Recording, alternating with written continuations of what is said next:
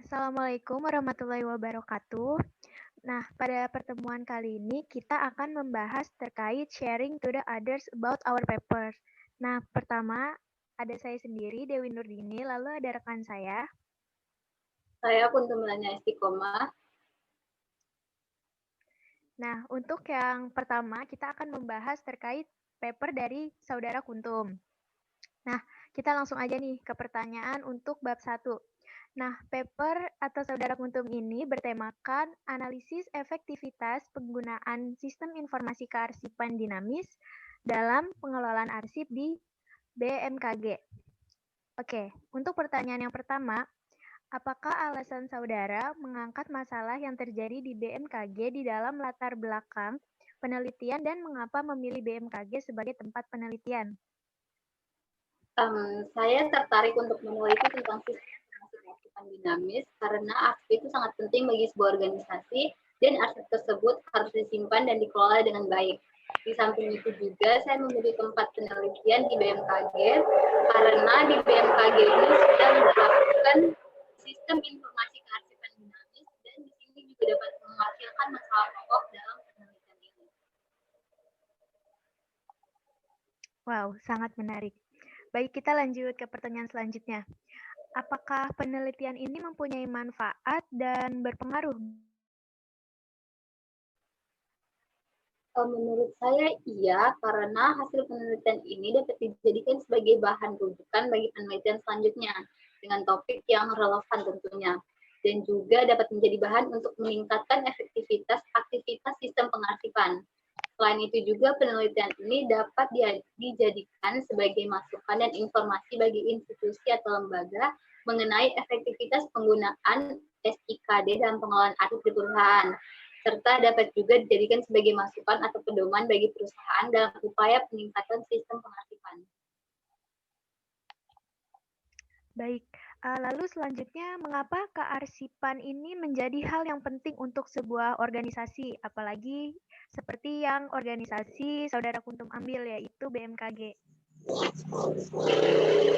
Karena arsip merupakan memori korporat bagi organisasi yang menciptakannya, dan arsip itu juga memberikan bukti bagi tindakan, keputusan, dan komunikasi, serta merupakan bahan akuntabilitas dari instansi yang memilikinya.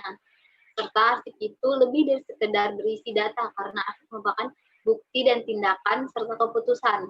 Oleh karena itu, suatu arsip harus dijaga dengan baik dan tidak boleh sembarang orang yang dapat mengakses arsip tersebut.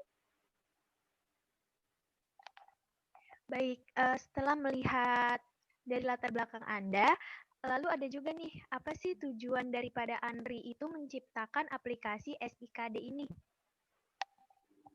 Nah, aplikasi ini diciptakan untuk mempermudah manajemen dan pendistribusian arsip, sehingga diharapkan terdapat acuan dan keseragaman dalam pengelolaan surat secara otomatis di perusahaan.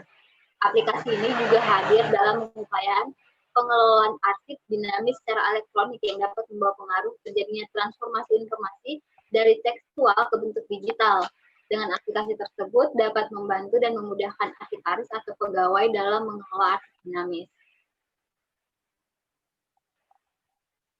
Nah, selanjutnya kita akan bertanya nih tentang bab 2 Saudara Dewi Nurdini. Karyanya Dewi ini mengangkat judul analisis download communication pada PT Cahaya Mitra Utama. Langsung saja pada pertanyaan pertamanya. Apa yang menjadi acuan dasar Anda dalam menyusun kerangka berpikir? Nah, untuk di bab 2 ini, alasan saya untuk mengangkat kerangka berpikir seperti tersebut itu pastinya dalam ruang lingkup perusahaan atau organisasi, kita ini tuh membutuhkan bantuan orang lain. Nah, untuk membangun hal tersebut tentunya dibutuhkan komunikasi yang baik pula.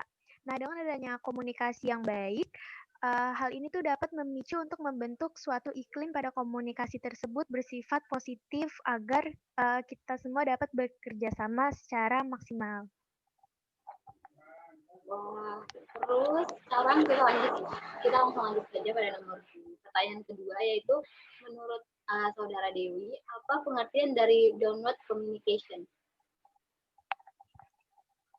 Nah, downward communication ini atau yang biasa kita kenal sebagai komunikasi ke bawah. Maksudnya itu adalah komunikasi arus dari pesan yang akan disampaikan dari atasan kepada bawahannya. Kebanyakan komunikasi ke bawah ini tuh digunakan untuk menyampaikan pesan-pesan yang berkenaan terkait tugas-tugas tentunya.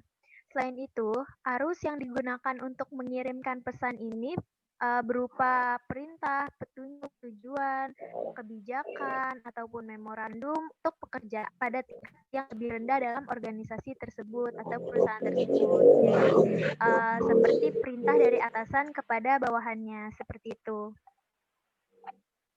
Wah. Terus selanjutnya itu nomor 3, mengapa Saudara Dewi memilih dan menggunakan studi kepustakaan dan observasi sebagai teknik pengumpulan data dalam penelitian? Nah, alas untuk mengumpulkan data terkait itu menggunakan studi pustaka dan observasi. Yang pertama, studi mengumpulkan informasi dan data dengan gangguan berbagai macam materi. Misalnya bisa di perpustakaan, itu melalui dokumen, buku, majalah, nah dan lain sebagainya. Sedangkan itu ada juga observasi. Observasi ini tuh merupakan proses pengamatan sistematis dari aktivitas manusia dan pengaturan fisik di mana kegiatan tersebut itu berlangsung secara terus-menerus dari aktivitas bersifat alami untuk menghasilkan fakta. Jadi tuh ketika ada masalah harus didukung dengan faktanya juga, tetapi didukung pula dengan teori yang berkaitan seperti itu. Wah, keren banget nih jawabannya. Nah, kita langsung saja ke pertanyaan terakhir, yaitu mengapa Saudara Dewi memilih dan menggunakan metode penulisan analisis deskriptif dalam penelitian Saudara? Ya, menurut saya metode yang cocok untuk penelitian saya ini adalah metode deskriptif analisis karena metode ini merupakan suatu metode penelitian yang ditunjukkan untuk membuat gambaran secara sistematis, aktual, akurat melalui data sampel atau populasi sebagaimana adanya. Nah, jadi tuh ketika kita ingin mengambil masalah, tetap kita harus mengumpulkan data-datanya itu secara sistematis, aktual, dan sesuai faktanya. Jadi tuh agar data tersebut itu akurat. Seperti itu. Oh, okay. Baik, selanjutnya kita kembali lagi kepada saudaraku untuk Melenia Istiqomah. Nah, kali ini kita akan membahas bab 3-nya nih. Tadi dengan judul Analisis Efektivitas Penggunaan Sistem Informasi Kearsipan Dinamis dalam Pengelolaan Arsip di BMKG. Untuk pertanyaan yang pertama, apa saja nih masalah yang terjadi di BMKG? Nah, ada beberapa masalah yang terjadi di BMKG ini, misalnya seperti jumlah operator pada unit arsipan yang dirasa masih kurang di beberapa unit, padahal terdiri dari banyak bagian, serta kualitas sumber daya manusia yang kurang memiliki pengalaman dan pemahaman juga menjadi penghambat dalam proses penggunaan aplikasi SIKD ini. Selain itu, implementasi SIKD juga terasa mendapat hambatan ketika sarana dan prasarananya tidak terpenuhi, diantaranya koneksi internet yang tidak stabil, sehingga bisa memperlambat operator dalam proses pengerjaan SIKD. Selain itu, perangkat komputer yang memang kurang layak untuk digunakan juga menjadi penghambat dalam pengimplementasian SIKD di BMKG. Nah, kalau jika seperti itu, kira-kira solusi apa nih yang pas untuk dari permasalahan tersebut?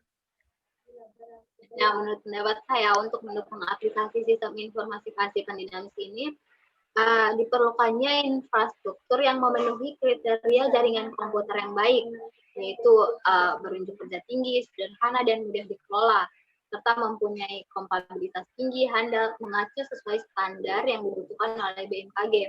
BMKG pun harus meningkatkan kestabilan internet yang ada agar aplikasi SIKD ini dapat dioperasikan dengan jaringan internet yang stabil, sehingga segala pekerjaan dapat diselesaikan secara efisien. Selain itu, pengguna SIKD ini juga ditentukan oleh 5 konstruk, yaitu pengalaman pengguna, persepsi kemudahan penggunaan, persepsi kegunaan, dan sikap penggunaan, serta minat pengguna. Sehingga orang-orang yang bekerja untuk menggunakan SIKD ini harus orang-orang yang mempunyai pengalaman tinggi, sehingga mereka mempunyai pikiran bahwa aplikasi SIKD ini mudah digunakan serta dipelajari. Baik, kira-kira apa nih alasan Saudara Kuntum untuk memilih solusi tersebut? Nah, solusi yang saya berikan itu mengacu pada teori yang saya kutip dari jurnal yang ditulis oleh Mulyadi tahun 2018, yaitu jaringan komputer menjadi prasyarat utama dalam pembangunan otomasi perpustakaan. Dengan tersedianya jaringan, maka berbagai sumber daya dapat dimanfaatkan secara bersama-sama dan efisiensi waktu, ruang, dan tenaga.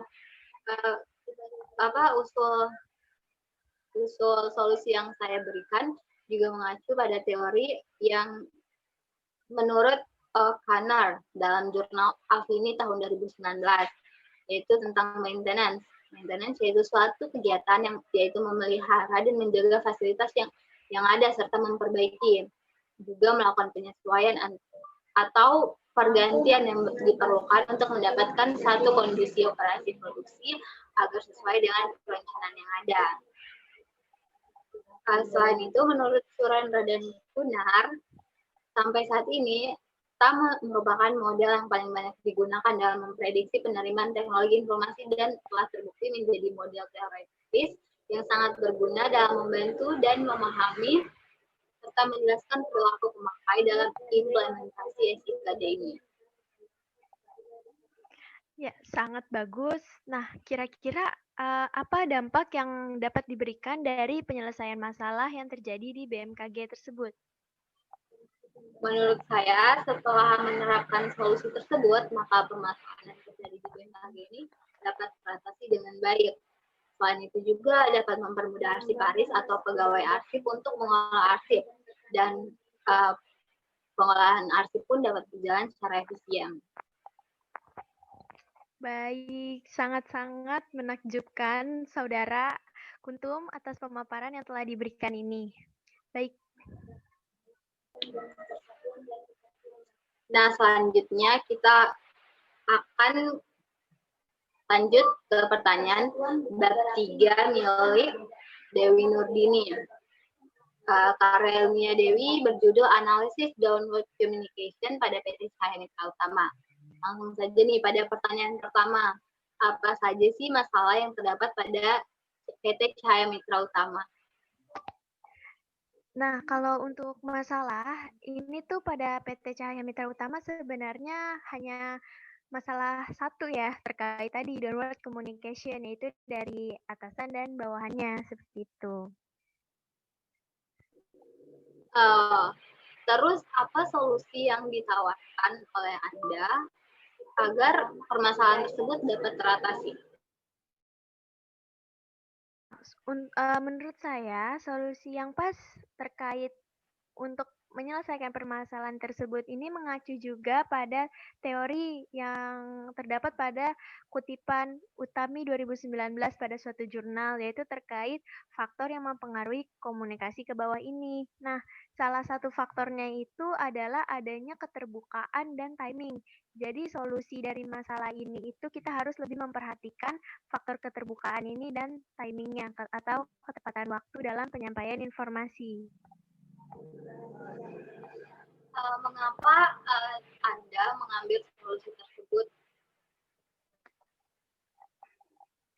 Ya, menurut saya solusi tersebut itu pas ya atau cocok menurut saya karena jika kita kurang atau tidak memperhatikan sifat keterbukaan antara atasan dan pegawai itu dapat menyebabkan pemblokan dalam penyampaian pesan sehingga menimbulkan gangguan akan pesan yang disampaikan. Nah, selain itu, permasalahan pada PT Cahaya Mitra Utama ini tuh disebabkan oleh adanya miscommunication antara atasan dengan pegawainya. Nah, adanya perubahan kebijakan ini tuh terdapat pada perusahaan mengenai perhitungan gaji karyawan, tetapi perusahaan ini tidak memberitahukan hal tersebut kepada pegawainya, sehingga menimbulkan adanya kesalahpahaman pada pegawai tersebut. Lalu solusi yang kedua yang saya dapatkan adalah adanya timing atau ketepatan waktu dalam pengiriman pesan ini.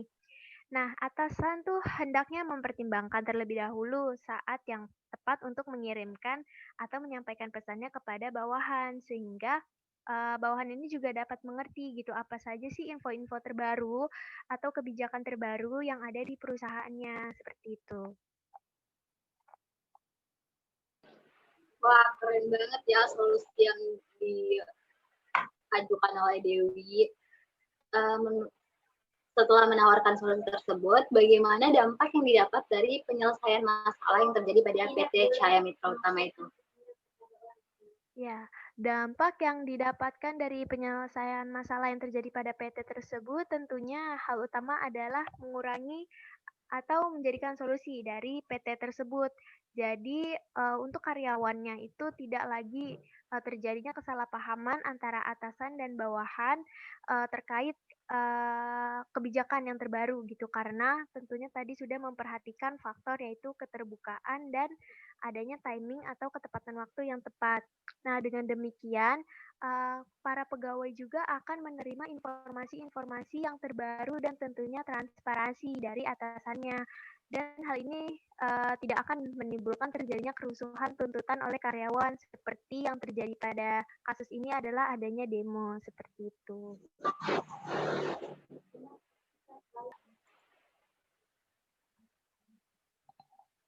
Nah, sekian sharing to the others about our paper, yaitu tadi terkait paper yang telah dipaparkan oleh saudara Kunto Melenia atas judul Analisis Efektivitas Penggunaan Sistem Informasi Kearsipan Dinamis dalam Pengelolaan Arsip di BMKG, dan ada satu lagi paper saya dengan judul Analisis Downward Communication pada PT Cahaya Mitra Utama.